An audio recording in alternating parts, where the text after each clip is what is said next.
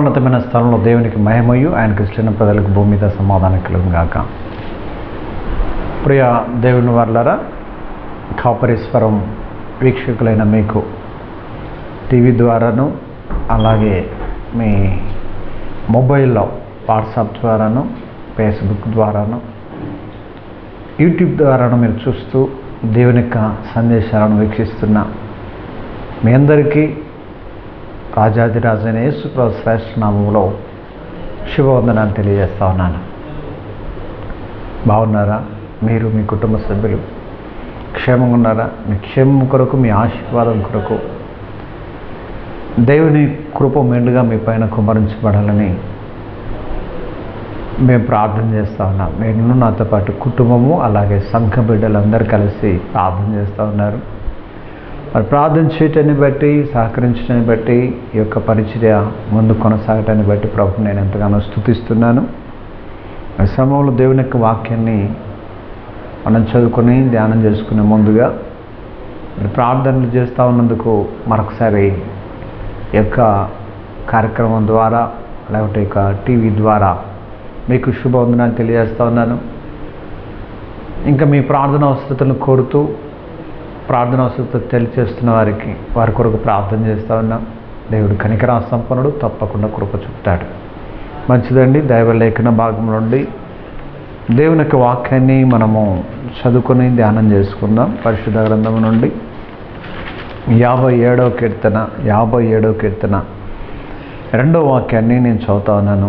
మహోన్నతుడైన దేవునికి, నా కార్యము సఫలం చేయు దేవునికి నేను మొరపెట్టుచున్నాను. దేవుని యొక్క వాక్యాన్ని మనము గమనించి చదువుకుంటే ఆ కీర్తనాకారుడైన భక్తుడు అంటున్న మాట, మహోన్నతుడైన దేవునికి, నా కార్యము సఫలము చేయి దేవునికి నేను మొరపెట్టుచున్నాను అంటాడు. కార్యాన్ని సఫలం చేయవారు యేసుక్రీస్తు ప్రభుల వారే. మానవులంగా నీవు, నేను, మనము ఎన్నెన్నో కార్యాలను తలపెడుతూ ఉంటాం. ఆ కార్యములు కొన్నిసార్లు సఫలీకృతం కాకపోవడం ద్వారా హృదయం నొచ్చుకోవడం, వేదనకు గురి కావడం, ఇలా రకరకాలైన పరిస్థితులకు వెళ్ళిపోతూ ఉంటారు. కానీ దైవ లేఖన భాగంలో మనం చూస్తే కీర్తనకారుడని భక్తుడు అంటా ఉన్నాడు, నా కార్యము సఫలం చేయి దేవునికి నేను మొరపెడుతున్నానంటాడు. సామెతల గ్రంథంలో కూడా మనం గమనిస్తే, నీ పనుల భారం యెహోవా మీద ఉంచుము, అప్పుడు నీ ఉద్దేశంలో సఫలమగునని చెప్పి అక్కడ కూడా స్పష్టంగా రాయబడి ఉంటుంది. కనుక దేవుని యొక్క వాక్యానుసారంగా మనం ఆలోచన చేస్తే మన కార్యాన్ని సఫలం చేయవారు మనుషులు కాదు, అధికారులు కాదు, నాయకులు కాదు. దేవాతి దేవుడే కార్యాన్ని సఫలం చేయవాడు.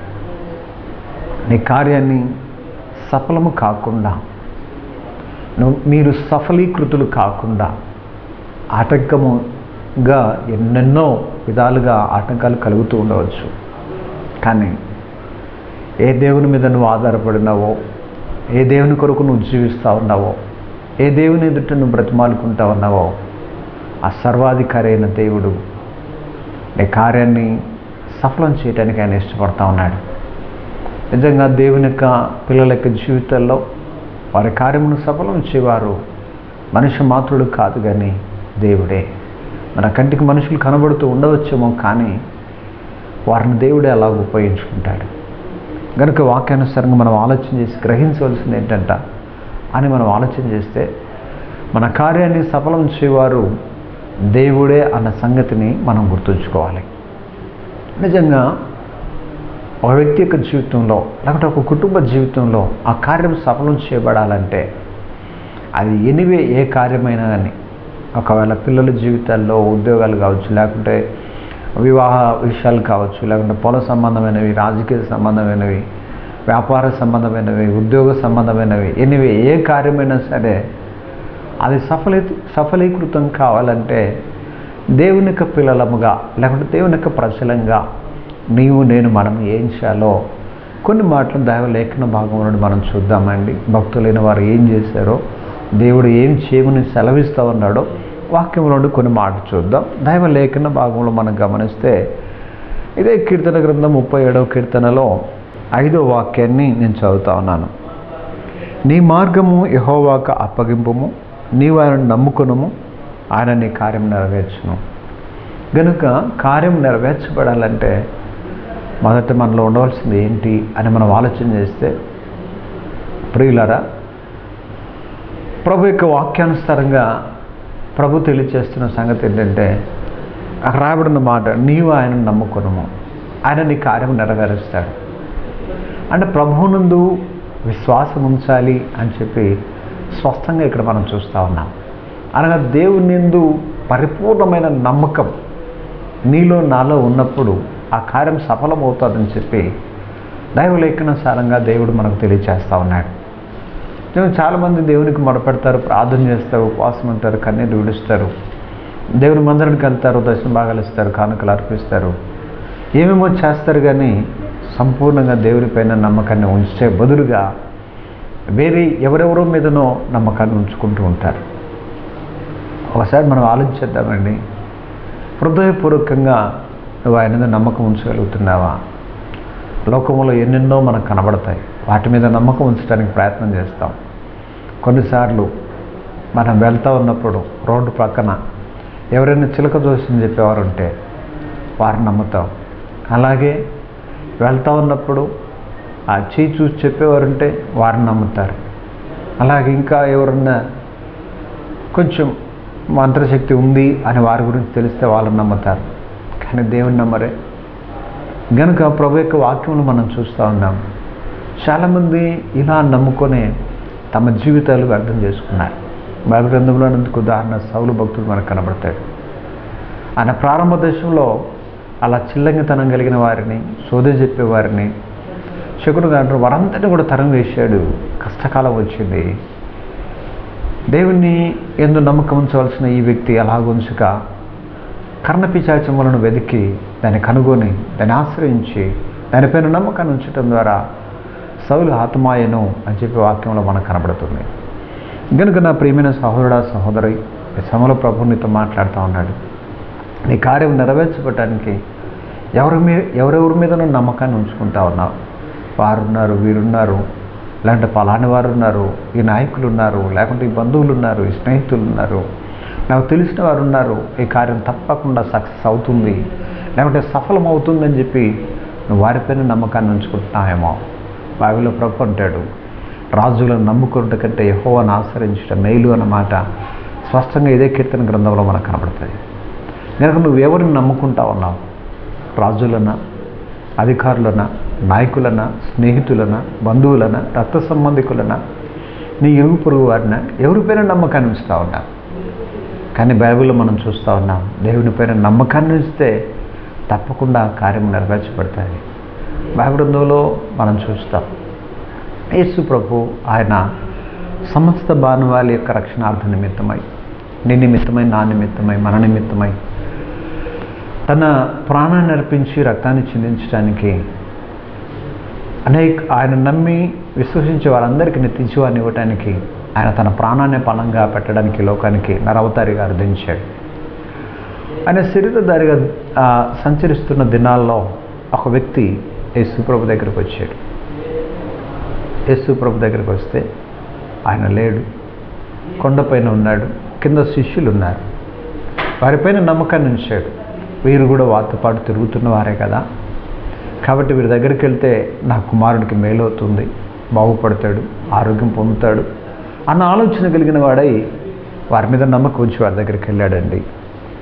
వెళ్ళిన తర్వాత జరిగిన అనుభవాన్ని అక్కడ మనము చూడగలుగుతాం. మార్కు సువార్త 9వ అధ్యాయంలో మనం గమనిస్తే అక్కడ రాయబడిన సంగతి ఏంటంటే, అతడు వెళ్ళాడు, వారిపైన నమ్మకాన్ని ఉంచుకున్నాడు, కానీ శిష్యులు అతని యొక్క కుమారుని బాగు చేయలేకపోయారు. యేసు ప్రభు వచ్చాడు, ఏంటో పరిస్థితి అంతా కూడా ఆయన తెలుసుకున్నాడు. ఆ యొక్క కుమారుని యొక్క తండ్రి ప్రభు దగ్గరికి వెళ్ళాడు, అయ్యా నా కుమారుడు ఈ యొక్క విధానంలో చాలా బాధపడుతూ ఉన్నాడు, నీ శిష్యుల దగ్గరికి తీసుకొచ్చాను, వారు ఏం చేయలేకపోయారని చెప్పి ప్రభుని అడిగినప్పుడు ప్రభు అన్నాడు, నమ్ముట నీ వలనైతే నమ్మువానికి సమస్తము సాధ్యమేనన్నాడు. అప్పుడు ఆ యొక్క తండ్రి యొక్క కుమారుడు అన్నాడు, ఆ యొక్క కుమారుని యొక్క తండ్రి అన్నాడు, అయ్యా నాలో అపనమ్మిక లేకుండా చేయండి అని చెప్పి ప్రభును వేడుకున్నాడు. నిజంగా ఆత్మీయాత్రలో ఎందరో ముందు కొనసాగుతూ ఉన్నారు, అపనమ్మికతోనే కొనసాగుతూ ఉన్నారు. నీలో నాలో అపనమ్మిక ఉంటే దేవుని కార్యాలను మనం కళ్ళారా చూడలేము, అనుభవించలేము. గనుక అవిశ్వాసపు ఛాయలు, అపనమ్మకపు యొక్క విధానం, అనుమానం దేవుని పిల్లల్లో ఉండటానికి వీళ్ళే. అలా ఉన్నట్లయితే మనం దేవుని పైన సంపూర్ణంగా నమ్మకాన్ని ఉంచిన వారం కాం. నా జీవితంలో కూడా కొన్నిసార్లు అననుకూల పరిస్థితుల్లో, అనారోగ్య పరిస్థితుల్లో వెళ్తూ ఉన్నప్పుడు దేవుని నమ్ముకోవడానికి బదులుగా లోకంలో చేసే ప్రజల యొక్క విధానాన్ని నమ్ముకొని నేను నష్టపోయాను. దేవుని ఎప్పుడైతే ఆయన పైన నమ్మకాన్ని ఉంచడం ప్రారంభం చేశానో ప్రభువే నాలో కార్యసిద్ధిని కలగ చేయడం ప్రారంభం చేశాడు. గనుక ప్రేమైన వాళ్ళరా, వాక్యానుసారంగా మనం చూస్తూ ఉన్నాం కదా, దేవుడు ఒక వ్యక్తి యొక్క కార్యాన్ని సఫలం చేయాలంటే ఏం చేయాలి అని మనం ఆలోచన చేస్తే, నెంబర్ 1 ఆయనందు నమ్మిక ఉంచాలి అని మనం చూస్తూ ఉన్నాం. నమ్ముతున్నావా ప్రభును? హృదయపూర్వకంగా నమ్ముతున్నావా? ఎక్కడో ఏదో కొరత, ఎక్కడో ఏదో లోపం, ఎక్కడ ఏదో సందేహం, సరే ఆలోచించి మరి పరిపూర్ణంగా ఆయన పైన నమ్మకం ఉంచడానికి దేవుని ఆశ్రయిద్దాం. దేవుని ఆశ్రయిద్దాం. ప్రభువా, నాలో పరిపూర్ణ నమ్మకాన్ని నీవే నాలో పుట్టించు. శిష్యులు అడిగారు, అయ్యా మా విశ్వాసాన్ని వృద్ధి పొందింపచేయని చెప్పి. గనుక విశ్వాసమును కర్త, దాన్ని కొనసాగించువాడు యేసు ప్రభువే. గనుక నీలో విశ్వాసము ఏ పరిధిలో ఉంది? విశ్వాసం ఒక్కటే. ఎందుకనగా యేసుక్రీస్తు ప్రభుల వారు ఆయన దేవుడు అన్న విశ్వాసం అన్నది ఒక్కటే. కానీ విశ్వాసాన్ని బట్టి కార్యము సఫలమవుతుంది, నమ్మకాన్ని బట్టి కార్యం సఫలమవుతుంది. అది ఎంత క్లిష్టమైనదైనా సరే, ఎంత దుర్భరమైనదైనా సరే. నువ్వు అనుకోవచ్చు, నీ కళ్ళ ఎదుట ఈ కార్యము జరగదు అని చెప్పి మనం అనుకోవచ్చేమో. కానీ పరిస్థితులన్నీ అననుకూలంగా ఉన్నప్పటికీ, మనుషులందరూ అననుకూలంగా ఉన్నప్పటికీ, దేవాతి దేవుడు ఆయన కార్యం సఫలం చేయవాడు. పరిస్థితులన్నీ చక్కదిద్దగలుగుతాడు, ప్రజలను చక్కదిద్దగలుగుతాడు, ఈ కార్యాన్ని ఆయన నెరవేరుస్తాడు. కనుక అపనమ్మిక ఉంచవద్దు, దేవునిలో పరిపూర్ణమైన నమ్మకాన్ని ఉంచు, తప్పక ఆయన నీ కార్యాన్ని సఫలం చేస్తాడు. ఓ నా ప్రియమైన సహోదరుడా, సహోదరి, ఈ సమయంలో దేవుని యొక్క వాక్యాన్ని వింటా ఉన్నాం. నీలో ఎన్నెన్నో అనుమానాలు ఉన్నాయి, దేవుడి మీదనే అనుమానం ఉంది. నేను నిజంగా దేవుడా అన్న విధానంలో కూడా నువ్వు ముందు కొనసాగుతూ ఉన్నావు. నిజంగా ఆయన దేవుడే, యేసుక్రీస్తు ప్రభు నిజమైన దేవుడు, నిత్య జీవమై ఉన్నాడని చెప్పి బైబిల్లో స్పష్టంగా మనం చూడగలుగుతాం. కనుక ప్రభునందు విశ్వాసం ఉంచడం ద్వారా, లేకపోతే నమ్మకాన్ని ఉంచడం ద్వారా కార్యం సఫలమవుతుందని మనం చూస్తూ ఉన్నాం. రెండవదిగా మనం గమనిస్తే దైవ లేఖన భాగంలో ఇదే కీర్తన గ్రంథం 57వ కీర్తనలో 57వ కీర్తన 2వ వాక్యం ముందుగా మనం చదువుకున్నాం కదండి. ఆ భాగాన్ని మనం గమనిస్తే కీర్తనకారుడైన దావీదు గారు ఆయన చెప్తా ఉన్నాడు, మహోన్నతుడైన దేవునికి, నా కార్యం సఫలం చేయ దేవునికి నేను మొరపెడుతున్నాను అంటా ఉన్నాడు.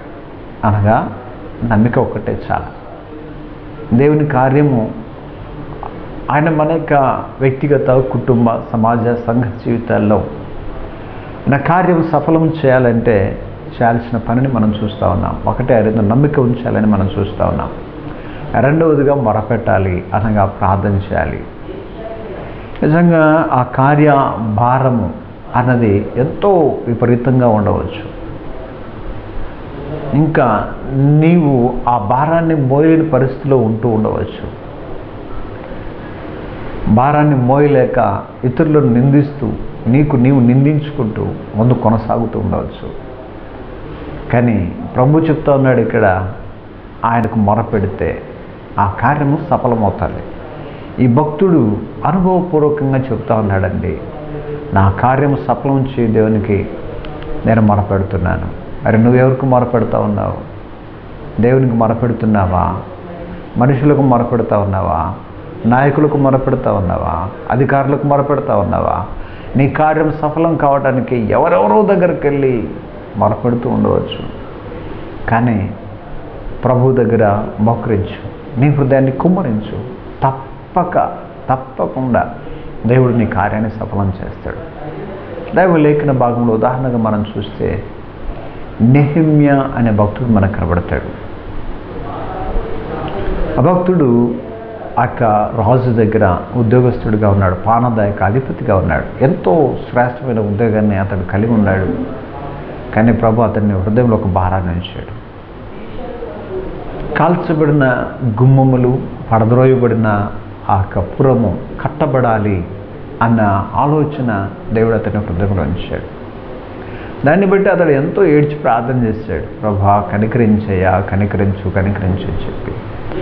దేవుని సన్నిధిలో మొరపెట్టడం ద్వారా జరిగిన అనుభవం ఏంటి అని మనం ఆలోచన చేస్తే, అతడు రాజు దగ్గరికి వెళ్ళాడు, అతను ప్రార్థన చేశాడు. నెహెమ్యా భక్తుడు ప్రార్థన చేస్తూ ఉన్నాడు, ప్రభా ఈ కార్యము ఇది సామాన్యమైనది కాదు గనుక ఈ మనుష్యుడు అనగా రాజు కనికరించినట్లుగా సహాయం చేయి అని చెప్పి దేవుని సన్నిధిలో ప్రార్థన చేస్తూ ఉన్నాడు. ఆయన ఏదో మామూలుగా కొంచెంసేపు ప్రార్థన చేసి వెళ్ళిపోలేదు, కానీ దేవుని సన్నిధిలో ఉపవసించి కన్నీరు విడుస్తూ ప్రార్థన చేశాడు. ప్రియులారా, అతడు మరునాడు రాజు సముఖమునకు వెళ్ళినప్పుడు రాజు అతనితో మాట్లాడుతూ అతడు ఎందుకు అలాగున్నాడో, విచారంగా ఉన్నాడో, బాధగా ఉన్నాడో అదంతా కూడా ఎరిగిన వాడై, అతని మాటలను బట్టి అతనిలో ఉన్న భారాన్ని ఎరిగిన వాడై రాజు అతని పైన కటాక్షాన్ని చూపినట్లుగా వాక్యంలో మనకు కనబడతాయి. అనగా ఇక్కడ ఒక మాట మనం జాగ్రత్తగా ఆలోచించాలి. అధికారులైనా, నాయకులైనా, ఇంకా ఎవరైనా సరే నీ పైన కటాక్షాన్ని చూపాలంటే దేవుని యొక్క కటాక్షం మొదటగా నీ పైకి రావాలి. ఆ తర్వాతనే ఆటోమేటిక్గా వారి యొక్క కటాక్షాన్ని కూడా నువ్వు పొందగలుగుతావు. కనుక ఇక్కడ కార్యం సఫలం చేయటానికి చేయాల్సిన రెండో పని ఏంటి అనగా ప్రార్థన, లేకుంటే మొరపెట్టడము అన్న సంగతిని ప్రభు మనకు బయలుపరుస్తూ ఉన్నాడు. కనుక ప్రియమైన వారులారా, మరి యొక్క సమయంలో సర్వాధికారి అయిన దేవుడు నీతో నాతో మనందరితో కూడా మాట్లాడుతూ ఉన్నాడు. నువ్వు దేవునికి మొరపెట్టగలుగుతున్నావా? నెహెమ్యా యెరూషలేమును తిరిగి కట్టడానికి వచ్చాడు. వచ్చిన తర్వాత ప్రజలందరినీ కూడా సమకూర్చాడు. వారి యొక్క సహాయ సహకారాలను కోరుకున్నాడు. వారందరూ కూడా ఆ కార్యాన్ని జరిగిస్తూ ఉన్నప్పుడు ఎన్నో ఆటంకాలు వచ్చాయి, ఎన్నో అభ్యంతరాలు ఏర్పడ్డాయి. కానీ ఆ నెహెమ్యా అనే పుస్తకంలో మనం చూస్తే అడుగడుగున ఆయన ప్రార్థన చేసినట్లుగా, ఎంతో ఎక్కువగా దేవునికి మొరపెట్టినట్లుగా వాక్యంలో మనకు కనబడతాయి. చివరికి ఆ పుస్తకం చివరిలో మనం గమనిస్తే ఏ కార్యాన్ని అయితే చేయడానికి వచ్చాడో ఆ కార్యాన్ని అతడు సఫలీకృతుడైనట్లుగా వాక్యంలో మనకు కనబడతాయి. కనుక ప్రియమైన దేవుని వారలారా, ఈ సమయంలో సర్వాధికారి అయిన దేవాతి దేవుడు నీతో మాట్లాడుతూ ఉన్నాడు. మరి నువ్వు దేవునికి మొరపెడుతున్నావా? సరే ఆలోచించి ఆ కార్యం సఫలమయ్యేంత వరకు ఆయన పాదాలు విడవద్దు. అది నీ వ్యక్తిగత కార్యమైనా, కుటుంబ సంబంధించిన కార్యమైనా, ఏదైనా సరే ఆయనకు మొరపెట్టడంలో వెనకాడవద్దు. అలాగే మొరపెడుతుండగా ఆ కార్యం సఫలమయ్యేంత వరకు మొరపెట్టడం ఆగవద్దు. ఇది ప్రభువు నీకు తెలియచేస్తున్న సంగతి. కనుక కార్యం సఫలీకృతుడు కాక ఏవేవో మరి చేసేసుకొని అసలు బ్రతకడం కంటే చనిపోవడమే ఉత్తమం అని చెప్పి తీర్మానం చేసుకుంటా ఉన్నావేమో. కానీ ప్రభు ఈ సమయంలో నీతో మాట్లాడుతూ ఉన్నాడు.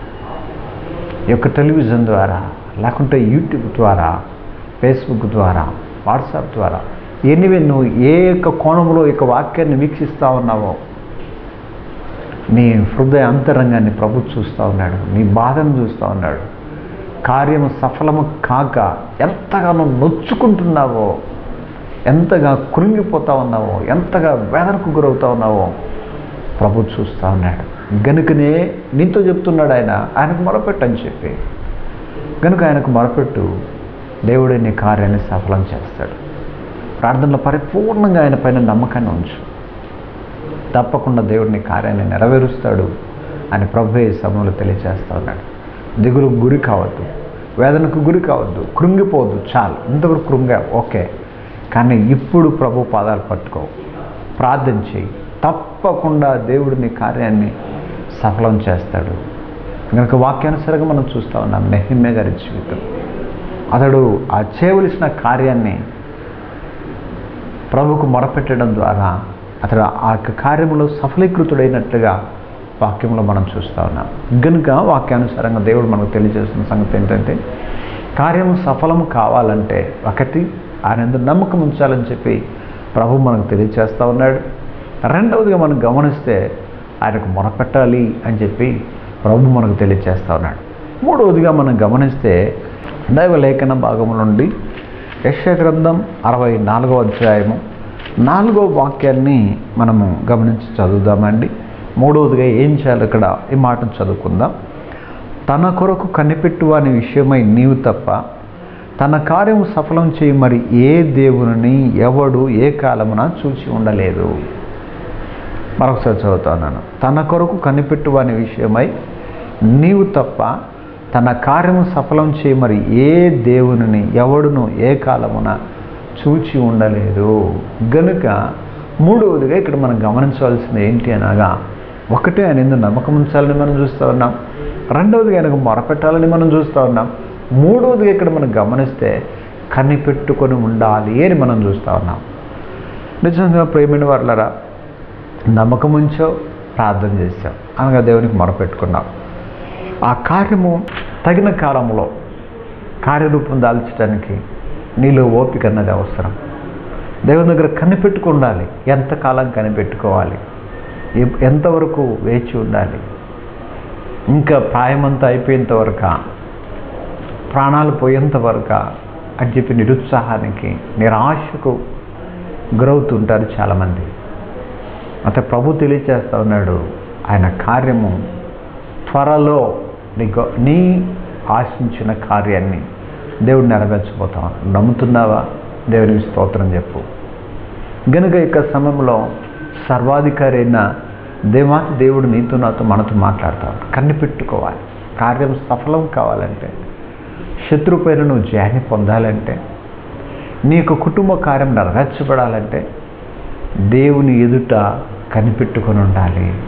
ఎవరెవరి దగ్గరనో కాదండి, సర్వాధికారి అయిన దేవుని దగ్గర కనిపెట్టుకోవడం ద్వారా దేవుడు నీ కార్యాన్ని నెరవేరుస్తాడని చెప్పి దైవలేఖన భాగంలో మనం చూస్తా ఉన్నాం. దైవలేఖన భాగంలో మనం గమనిస్తే దావీదు భక్తుని యొక్క జీవితం, అతడు శత్రువు పైన జయాన్ని పొందాలి. ఈ కార్యం నెరవేర్చబెట్టడానికి తన యొక్క బలము, తన యొక్క జ్ఞానము, తన యొక్క ఆలోచన ఏది కాదు, కానీ దేవుని యందు నమ్మకం ఉంచి దేవుని దగ్గర ప్రార్థన చేస్తూ దేవుని దగ్గర కనిపెట్టుకొని ఉంటా ఉన్నాడు. ఒక దినం రానే వచ్చింది, దేవుడు అతని యొక్క కార్యాన్ని నెరవేర్చాడు, గొప్ప రాజుగా అతను చేశాడు అని చెప్పి వాక్యంలో మనం చూస్తూ ఉన్నాం. గనుక నా ప్రియమైన సహోదరుడా, ప్రియమైన సహోదరి, ప్రభు నీతోనే మాట్లాడుతూ ఉన్నాడు. నీ కార్యాన్ని ఆయన సఫలం చేయాలని ఇష్టపడుతూ ఉన్నాడు. కనుక ఆయన దగ్గర కనిపెట్టుకో. నమ్ముకున్నావు, మొరపెట్టావు, ఓపిక కలిగి ఉండు, కనిపెట్టుకో. తప్పకుండా తగిన కాలంలో ఆయన నీ కార్యాన్ని నెరవేరుస్తాడు. అది ఏ దైవ సంబంధమైనదైనా సరే, లేకుంటే నీ కుటుంబ సంబంధమైనదైనా సరే, ఉద్యోగ సంబంధమైనదైనా సరే, ఎనివే ఏ రకమైన కార్యాన్ని నువ్వు తలస్తూ ఉన్నావో ఆ కార్యాన్ని తప్పకుండా ఆయన నెరవేర్చడానికి ఎంతగానో ఇష్టపడతా ఉన్నాడు. కనుక తన దాసుని నిలబెట్టుకొని నీతో నాతో మనందరితో కూడా ఈ మాట తెలియచేస్తూ ఉన్నాడు. నీకు నిరాశపడవద్దు, కృంగిపోవద్దు, వేదనకు బాధకు లోను కావద్దు, ఏమేమో చేసుకోని చెప్పి తీర్మానం చేసుకోవద్దు. ప్రభు నీతో ఉన్నాడు, నిన్ను చూస్తూ ఉన్నాడు, నీ కన్నీటిని చూస్తూ ఉన్నాడు, నీ వేదనను చూస్తూ ఉన్నాడు, ఎంతగా కృంగిపోతా ఉన్నావు చూస్తూ ఉన్నాడు. కనుక ప్రభు దగ్గర కనిపెట్టుకో. మనుషుల దగ్గర కనిపెట్టుకొని నష్టపోయావు, మోసపోయావు. రాజుల దగ్గర కనిపెట్టుకొని, అధికారుల దగ్గర కనిపెట్టుకొని ఏమేమో పోగొట్టుకున్నావు. వద్దు, ఇప్పుడు ప్రభు దగ్గర కనిపెట్టుకో. దేవుడు తప్పక నీ కార్యాన్ని ఆయన నెరవేరుస్తాడు. కనుక నా ప్రియమైన సహోదరుడా, సహోదరి, కార్యం సఫలం కావాలంటే ఆయన ఎందుకు నమ్మకం ఉంచాలని మనం చూస్తూ ఉన్నాం. రెండవదిగా మొరపెట్టాలని మనం చూస్తూ ఉన్నాం. మూడవదిగా కనిపెట్టుకోవాలని మనం చూస్తూ ఉన్నాం. అలాగ చేద్దాం, దేవుడు మన కార్యాన్ని సఫలం చేస్తాడు, తప్పకుండా చేస్తాడు. కార్యం సఫలం చేసి దేవుని దగ్గర విధేయులమై ప్రార్థన చేసుకుందాం. ప్రార్థన. మహాపరిశుద్ధుడా, మహోన్నతుడా, సర్వాధికారి, సర్వశక్తిమంతుడా, నిన్న నేడు నిరంతరం ఏకరీతిలో ఉన్న మా ప్రియమైన పరలోకపు తండ్రి, ప్రభు అయిన యేసుక్రీస్తు నామములో మిమ్మల్ని అంతగానో స్తుతిస్తున్నాం. అయా, నువ్వు మంచి దేవుడు, కార్యాన్ని సఫలం చేసే దేవుడు. నీలాగా మాకు వేరే ఎవరు లేరు నాయన. లోకంలో మేము ఎవరెవరినో కలిగి ఉన్నప్పటికీ వారు ఎనదగిన వారు కారయ్యా. నువ్వు మాత్రమే నాయన కార్యాన్ని సఫలం చేసే దేవుడు అయినందుకు, నీవు మాకు దేవుడుగా ఉన్నందుకు నాయన నిన్ను స్తుతిస్తున్నాం. ఈ కార్యక్రమాన్ని నాయన వీక్షిస్తూ నీ పైన నమ్మకాన్ని నుంచి మొరపెట్టుకుంటూ కనిపెట్టుకుని ఉన్న నీ ప్రియబిడల యొక్క కార్యములను మీరే నెరవేరుస్తున్నామని ప్రార్థన చేస్తున్నాం. అయా, నీకు వందనాలు. ఈ వాక్య నిమిత్తం మీద ఆశని పడిపోకుండా నిలబెట్టి మీరు వాడుకునమని బ్రతిమాలుకొనిచున్నాం. అలాగే ఈ యొక్క టీవీ పరిచర్య నాయన మీరు అక్కడి వరకు మీరు కొనసాగించి ఈ పరిచర్య కొరకు ప్రార్థన చేస్తున్న వారి కొరకై, సహకరిస్తున్న వారి కొరకై, గుప్పిలిప్పి వారి ద్రవ్యాన్నిస్తున్న వారి కొరకై, నన్ను ఆలోచనలు చెబుతున్న వారి కొరకై మిమ్మల్ని స్తుతిస్తున్నా. అయా, ప్రతి వారికి తగ్గ ప్రతిఫలాన్ని మీరు అనుగ్రహిస్తున్నామని ప్రార్థన చేస్తున్నాం. మా మంచి దేవ, మీరు ఇచ్చిన శ్రేష్ఠ ఆధిక్యతను బట్టి, కృపను బట్టి నీకే కృతజ్ఞతాస్తులు చెల్లిస్తూ కన్నీటితో నన్ను దగ్గర కనిపెట్టుకున్న ప్రియబిడల యొక్క కార్యములు నెరవేర్చి మీ నామకు మహిమ తెచ్చుకున్నామని యేసు ప్రభు శ్రేష్ఠ నామములో ప్రార్థన చేస్తున్న పరమ తండ్రి, ఆమేన్. మన ప్రభు అయిన యేసుక్రీస్తు కృపయు, తండ్రి అయిన దేవుని ప్రేమయు, పరిశుద్ధాత్మ నిన్న సహవాసం, సమాధానం కార్యక్రమాన్ని వీక్షిస్తున్న ప్రియులైన వారందరికీ, సహకరిస్తున్న వారికి, గుప్పులిప్పుతున్న వారికి సదాకాలంతో నిత్యం నడిపించును గాక. ఆమేన్. యేసు రక్తమయం చేయం, యేసు రక్తమయం చేయం. ప్రవేశనామను సంపూర్ణ జంకలను గాక. ఆమేన్. ఈ ప్రార్థన అవసరతలను మీరు మాకు తెలియచేయండి. మేము మీ కొరకు ప్రార్థన చేస్తూ ఉంటాం, మీరు కూడా మా కొరకు ప్రార్థన చేయండి. దేవుడు మిమ్మల్ని, మీ కుటుంబాలను కలిగిన సమస్తాన్ని ఆశీర్వదించును గాక. ఆమేన్. God bless you.